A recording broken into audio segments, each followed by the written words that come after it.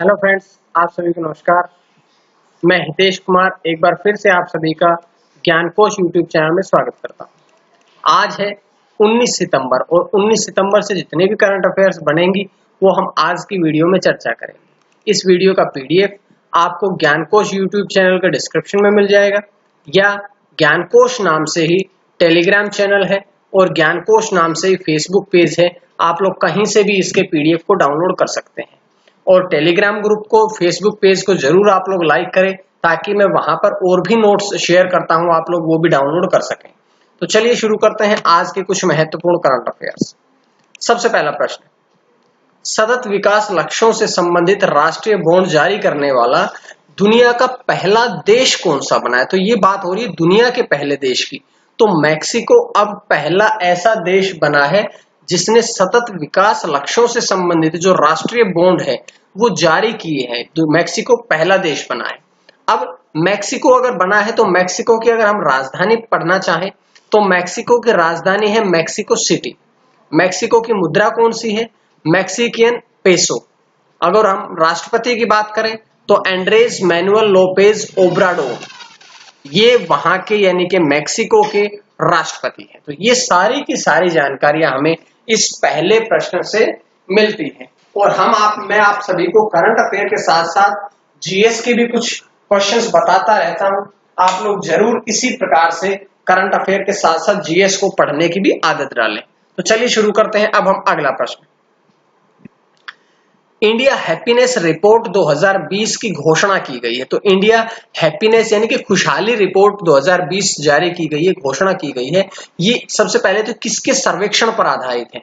तो ये अध्ययन जो है ये प्रोफेसर राजेश के पिलानिया द्वारा मार्च और जुलाई 2020 के दौरान यानी कि मार्च, अप्रैल, मई, जून, जुलाई इन 5 महीनों के दौरान एक राष्ट्रव्यापी सर्वेक्षण किया गया था जिसमें लगभग 20,000 लोगों से उन्होंने पूछताछ की, उनका सर्वेक्षण किया, उनका मूल्यांकन किया, उनका अंकन किया है और इन आधार पर उन्होंने ये आंकड़े तैयार किए हैं।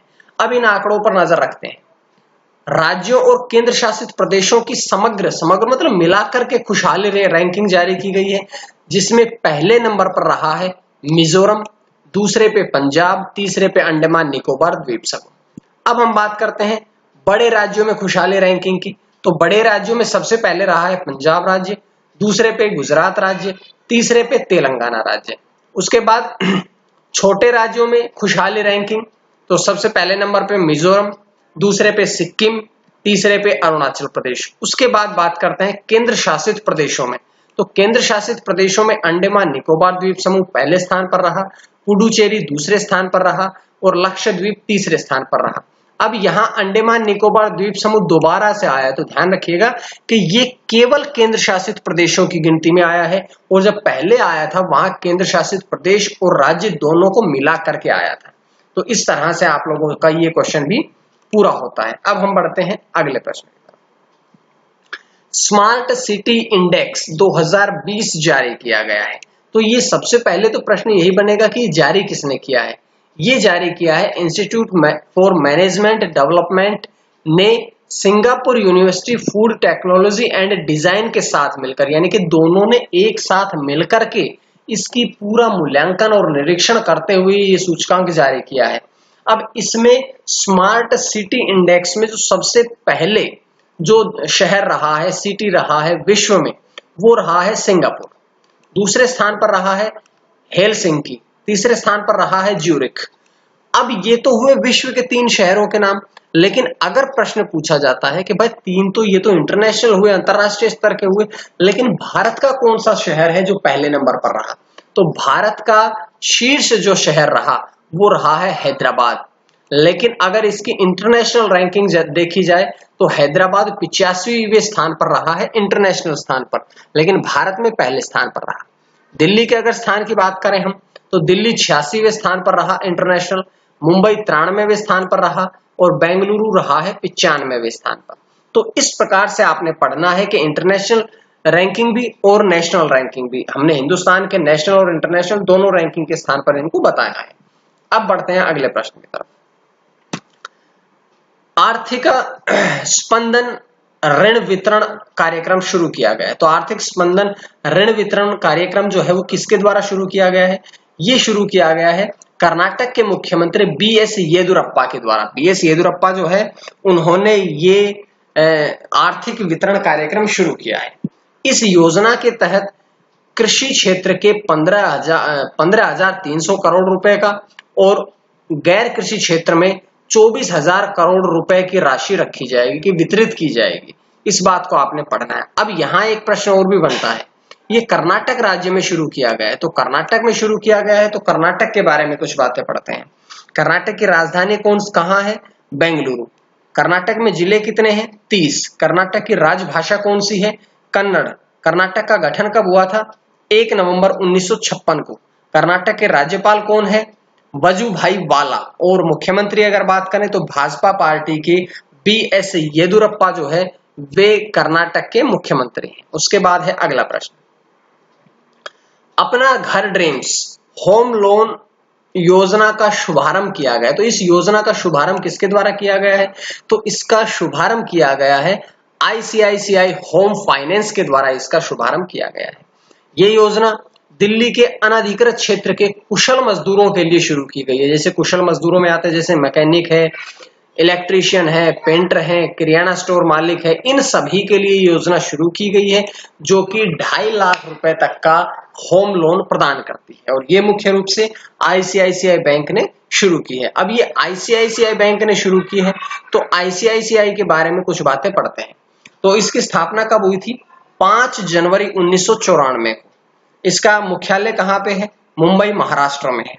वैसे वडोदरा गुजरात में भी है और इसका एक मुख्यालय जो है वो मुंबई महाराष्ट्र में भी है, कॉर्पोरेट ऑफिस जो है वो, और रजिस्टर्ड ऑफिस है इसका वडोदरा गुजरात में। अब अगर बात करें हम इसके चेयरमैन की तो आईसीआईसीआई बैंक के चेयरमैन जो है वो है गिरीश चंद्र चतुर्वेदी, और एमडी और सीईओ की बात करें तो संदीप बख्शी जो है वे इसके एमडी और सीईओ हैं। तो इसी प्रकार से आप लोगों ने सारे प्रश्नों को पढ़ना है। उसके बाद अगला प्रश्न, ऑनलाइन पोकर प्लेटफॉर्म 9stacks का ब्रांड एम्बेसडर नियुक्त किया गया है, ब्रांड एम्बेसडर बनाया गया है।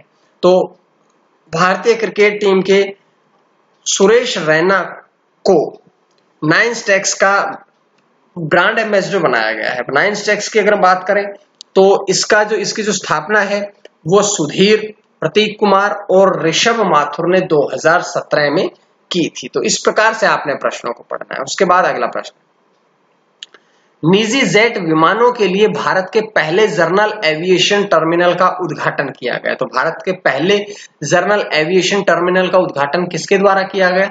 ये किया गया है नागरिक उड्डयन मंत्री हरदीप सिंह पुरी के द्वारा। और कहां पर किया गया? तो ये आईजीआई एयरपोर्ट नई दिल्ली पर इसका उद्घाटन किया गया है।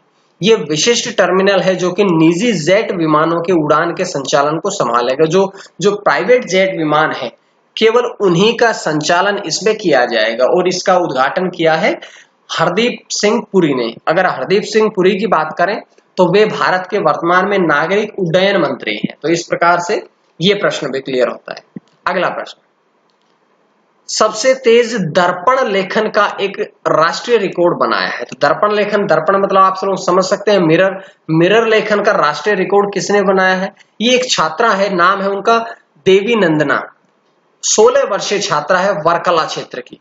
उन्होंने ये रिकॉर्ड बनाया है। उन्होंने 1 मिनट में अंग्रेजी में राष्ट्रीय प्रतिज्ञा के 165 अक्षर लिख करके ये रिकॉर्ड बनाया है। तो इससे पहले जो था वो 140 अक्षरों का रिकॉर्ड था कि 140 का रिकॉर्ड तोड़ते हुए उन्होंने 165 अक्षर लिखे हैं जो कि यह रिकॉर्ड भी है।